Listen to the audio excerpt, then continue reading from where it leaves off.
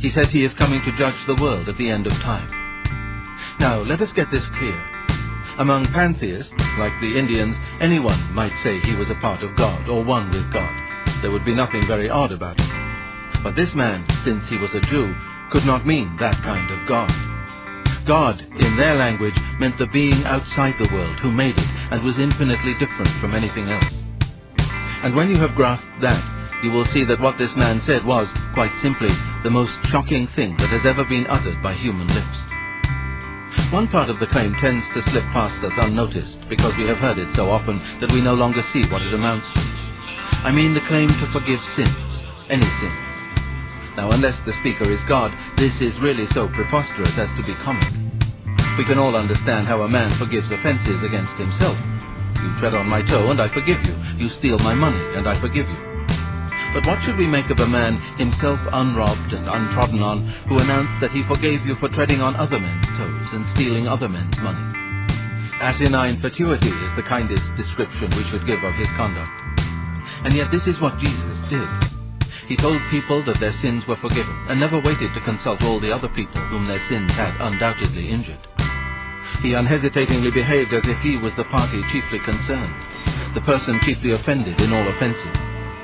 Now this makes sense only if he really was the God whose laws are broken and whose love is wounded in every sin.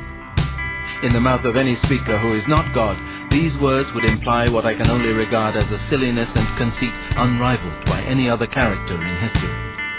Yet, and this is the strange, significant thing, even his enemies, when they read the Gospels, do not usually get the impression of silliness and conceit. Still less do unprejudiced readers. Christ says that he is humble and meek, and we believe him, not noticing that if he were merely a man, humility and meekness are the very last characteristics we could attribute to some of his sayings. I am trying here to prevent anyone saying the really foolish thing that people often say about him. I'm ready to accept Jesus as a great moral teacher, but I don't accept his claim to be God. That is the one thing we must not say. A man who was merely a man and said the sort of things Jesus said would not be a great moral teacher. He would either be a lunatic, on a level with the man who says he is a poached egg, or else he would be the devil of hell. You must make your choice. Either this man was and is the Son of God, or else a madman or something worse. You can shut him up for a fool, you can spit at him and kill him as a demon, or you can fall at his feet and call him Lord and God. But that does not come with any patronizing nonsense about his being a great human teacher. He has not left that open to us.